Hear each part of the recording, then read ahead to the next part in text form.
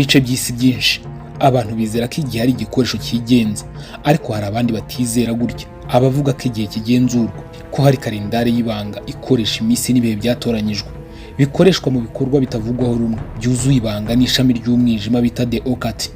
Uyu munsi turasoma ibisa n'amabanga menshi abantu bagerageje guhisha imyaka magana. Amabanga avuga kuri occult calendar, iminsi y'amaraso, imirimo yo guhendereza imbaraga z'isi, n'igihe bivugwa ko imbaraga zindi ziva mu mwijima ziba zitegereje guhamagarwa. Ese wari uzi ko itariki wavukiyeho, ukwezi n'umwaka bifite icyo bisobanuye mu igeno ryawe mu buryo bw'umwuka w'amayobera? Impanuka ziba ku isi, intambara, ibihitana abantu, ibyorezo by'indwara z'amayobera, usanze hari imiryango y'ibanga ibibyihishe inyuma, wabyitwaramo gute? Amatariki nk'iya mbere y'icumi, 19, 28 zivugwamo abantu bafite leadership cyangwa se ubuyobozi ariko bahura n'ibigeragezo bikomeye mu buzima. Tariki za 4, 13, 22 na 31, izi zikavugwamo abantu bakurikirwa n'ibyago bikomeye cyangwa imiziro. Hanyuma tariki ya 7, 16, 25, izi nazo zivugwamo abantu bafite impano yo guhangana n'imbaraga z'isi, ariko kandi bagashyirwaho ibitambo cyangwa ibigeragezo. Mwigeze se mwumva ko ibintu byinshi mu isi bihuzwa n'iyi ngengabihe y'ubwiru? Urugero ni nk'indege ya Ethiopian Airlines yakoze impanuka mu mwaka wa 2019. Iyi mwarayumvise cyangwa mugenda muyisoma mu binyamakuru bitandukanye. Yahitanye abarenga 150 nta n'iminota 20 iraguruka iri mu kirere. Ngo nayo itariki yagwiriyeho isobanuye byinshi kuri occult calendar. Iyi yaguye ku itariki 10 z'ukwezi kwa gatatu mu mwaka wa 2019. Ibi tugiye kureba uko bibarwa. Bavuga ko itariki wongeyeho ukwezi ukongeraho umwaka w'amavuko bibarwa bigatanga umubare umwe w'ibanga, ukemeza umurongo w'urupfu n'ubutumwa bw'ubuzima bwawe. Urugero hano, niba waravutse ku itariki 5 z'ukwezi kwa 12 mu mwaka wa 2025, ubwo urafata kabiri wongereho 0, wongereho kabiri, wongereho 5, wongereho 1, wongereho kabiri, wongereho 0, wongereho 5. Ibi byose biratanga umubare ungana na 17. Ibi nabyo biraza gutanga 1 wongereho 7, nabyo bingana n'8. Bavuga ko 8 ari umubare w'imbaraga w'ubutegetsi, ariko kandi w'amateka y'abantu bapfa mu buryo butunguranye cyangwa bushyizeho iherezo rikomeye. Niba mwiteguye kumva ibihishwe n'ibyo benshi batinya kuvugaho, murakaza neza ku Mayobera TV, urubuga rwihariye rugamije gucukumbura no kugaragaza ibintu bihishe, amabanga atavugwa n'amayobera akomeje kuyobora isi n'abantu bayo kuva kera kugeza uyu munsi wa none.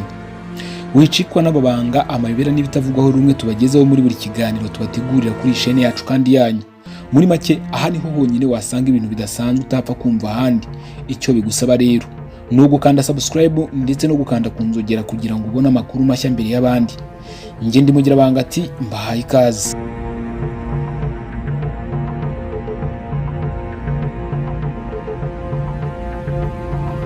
Iyi nyagwa ikomeje gutera abantu ubwoba y'ingengabihe y'ubwiru, inkomoko yayo ni iyihe?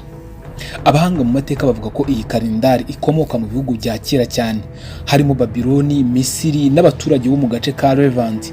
Aka ni agace ko mu burasirazuba bwo hagati, kamwe mu duce tw'isi dufite amateka akomeye cyane ku by'ubwiru, amadini, ibikorwa bya kera n'imigenzo y'ubutita.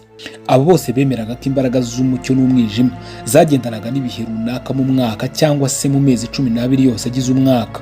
Mu byo bakoreshaga harimo imigenzo, imihango y'ibanga n'igitabo cya kera cyitwa Mysterium Temporis, ibanga ry'igihe. Mu gihe ibihugu byinshi byaje kwinjiza kalendari za politiki, iz'amadini n'iz'ubucuruzi, hari itsinda ry'abantu bo bakomeje gukoresha iyi occult calendar bavuga ko ari ishobora gufungura amarembo y'imbaraga z'isi n'izo tutabasha kubona. Ubundi kalendari cyangwa se occult calendar ikora gute? Occult calendar ubundi ishingiye ku bintu bitatu by'ingenzi. Icya mbere ni iminsi y'amaraso, icyo bita blood ritual days.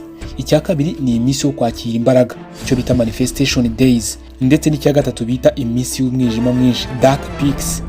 Duhereye ku cya mbere, iminsi y'amaraso. Iyi minsi bivuga ko ari yo guhindura icyerekezo cy'imbaraga. Aha niho hava inkuru zivuga amasezerano, gutura ibitambo no gusenya cyangwa kubaka imbaraga nshya mu mwijima. Benshi bavuga ko iyi minsi ari ikoreshwa n'amatsinda amwe y'ibanga, muri yo harimo Black Lodges, Order of the Dark Sun n'undi mutwe ufitanye isano n'ibivugwa kuri Illuminati. Mu gihe ku minsi yo kwakira imbaraga ho, iyi ni iminsi ivugwaho gushyira umuntu mu murongo, kwakira ubutumwa, amahirwe cyangwa imbaraga zitarasobanuka. Niho hava amagambo nka ukoresheje igihe ushobora guhindura amaherezo y'ubuzima bwawe.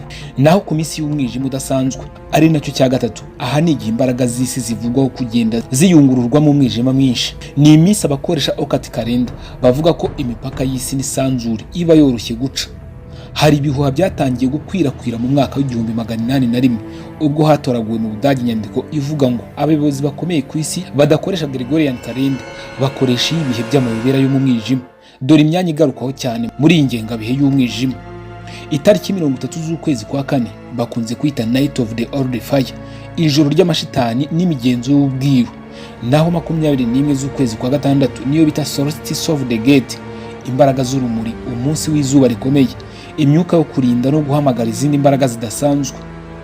Naho kuri 31 z'ukwezi kwa 10 The Night of the Veil, ni umunsi urimbura umupaka w'abazima n'abapfuye. Naho kuri 21 z'ukwezi kwa 12 niwo bita Peak of the Dark Sun, Winter Solstice, ni umunsi w'umwijima w'ikirenga n'ivuka ry'izuba rishya. Aho hose hakunze kumvikana inkuru z'ihuriro, abantu baburirwa irengero, amasezerano y'ibanga, ndetse n'abavugwaho kumenyekana ku rwego mpuzamahanga nyuma y'iyo minsi. Abakunda conspiracy theories bavuga ko ibi ari byo bihuza iminsi y'uko abantu bamwe bavumbuka vuba bagahinduka ibyamamare cyangwa abanyemari bakomeye mu buryo budasanzwe. Ubundi kuki ingengabihe cyangwa se iyi kalendari y'umwijima itavugwa cyane?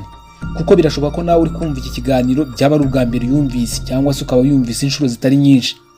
Abashakashatsi bavuga ko hari impamvu nyinshi zituma iyi kalendari itavugwa cyane. Icya mbere, kuko yakwica ihuriro hagati y'iyobokamana n'imigenzo ya kera. Icya kabiri kandi gituma itavugwa cyane, ivuga ku kwemera imbaraga zidasobanuka. Ishobora kandi kugaragaza ko hari itsinda rigenzura isi ritagaragara. Ibi nabyo bikaba byagira ingaruka mu batuye isi. Hari abemeza ko ibihugu bikomeye bitajya bitangaza ku mugaragaro bimwe biba bikubiye muri occult calendar kuko byateza impagarara muri rubanda. Gusa hari umuyobozi umwe w'umusaza wo mu Burusiya wavuze amagambo ateye ubwoba ati: muzabona ibiba ku isi nimwitegereza, mujye mureba neza amatariki ya buri kwezi muri buri mwaka. Nubwo hari byinshi bigaragara nk'ibihuha, abahanga mu bumenyi cyangwa siyansi bemera ko ibihe bimwe bigira ingaruka ku myitwarire y'abantu. Imbaraga z'ukwezi n'izindi force z'ikirere zigira uruhare ku mibereho y'isi, kandi impinduka z'ikirere zishobora kugira ingaruka ku buzima bwo mu mutwe no ku myifatire ya muntu. Bityo abavuga ibi byose bashimangira ko occult calendar ishobora kuba idahuzwa n'umwijima gusa, ko ishobora kuba ishingiye ku bintu bifatika bya physics cyangwa se cosmic alignment byabuze ibisobanuro. Occult calendar cyangwa se ingengabihe y'umwijima ishobora kuba igitabo cyuzuye ibihuha, cyangwa igikoresho kibanga gikoreshwa n'itsinda rigenzura byinshi tutamenya, cyangwa se ishobora kuba ari ihuriro ry'amayobera ya kera, ubumenyi bw'ikirere n'imyemerere y'abantu bari mu mibereho itandukanye. Ariko ikintu kimwe cyumvikana kuri iyi ngingo, abantu benshi bemeza ko uyu mwandiko w'amayobera ushobora gutuma umuntu amenya byinshi ku mbaraga z'isi tutabona n'ibihe bifite ububasha bwo guhindura amateka y'abantu. Ni wowe ugomba kwibaza, ese kalendari ni ibihuha cyangwa ni ukuri, cyangwa koko hari ibanga riremereye ririmo iryo tutari twemerewe kumenya. Occult calendar ubundi ni imbonerahamwe cyangwa ingengabihe bivugwa ko ikoreshwa n'amatsinda y'ibanga mu isi, ayo bita secret societies, mu bahanuzi, mu kumenya imibereho y'umuntu ndetse n'ukuntu urupfu rwe rushobora kumugeraho.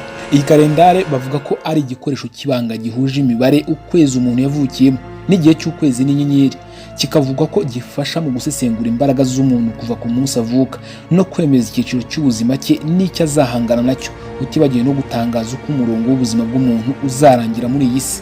Iki ni igitekerezo gikunze kuboneka mu mvugo zo mu myemerere ya occult, esotericism na mysticism. Mu bitekerezo by'amayobera hari ibyo bavuga ko amatsinda runaka akoreshamo ibimenyetso. Icya mbere ni nk'icyo bita numerology, ubumenyi bw'imibare y'ibanga. Bavuga ko buri tariki ifite umubare ufitanye isano n'imbaraga z'isi, inyenyeri cyangwa vibrations.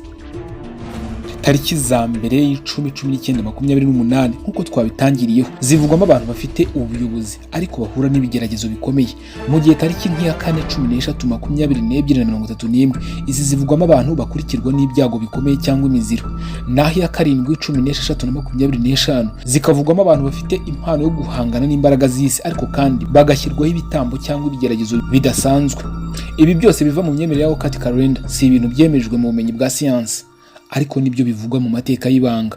Hari kandi ku mwanya wa kabiri icyo bita astrology n'imihindagurikire y'ukwezi. Ibi byo mushobora kuba atari ubwa mbere mu byumvise, twabyita nk'ubupfumu bukoresheje inyenyeri. Bavuga ko ikimenyetso cy'ukwezi wavukiyemo, icyo bita moon phase, gikoreshwa mu kumenya umwuka ugenga ubuzima bw'umuntu n'uburyo azarangiza ubuzima, byaba binyuze mu mpanuka, indwara cyangwa ibindi. Urugero, mu myizerere yabo, ubaye waravukiye mu kwezi kw'igice, kwa kundi ubona ukwezi ariko ukabona ni igice kutuzuye neza, bavuga ko uba ufite igeno ryiza ariko ukazarangwa n'intambara z'imbere mu mutwe. Igihe noneho wavukiye ku kwezi kuzuye, icyo bita full moon, ukwezi kuzuye neza. Bavuga ko ari abantu bahura n'ihindagurika rikomeye mu buzima, ariko kandi bahura n'urupfu rudasanzwe. Hari kandi icyo bita life path code muri Okati Kalenda. Bavuga ko ufashe itariki ukongeraho ukwezi ukongeraho umwaka w'amavuko, bibarwa bigatanga umubare umwe w'ibanga, ukemeza umurongo w'urupfu n'ubutumwa bw'ubuzima. Twatanze urugero nk'umuntu wavutse mu mwaka wa 2025 mu kwezi kwa 12 ku itariki 5. Uyu uteranyije iyi mibare yose urasanga bibyara 8.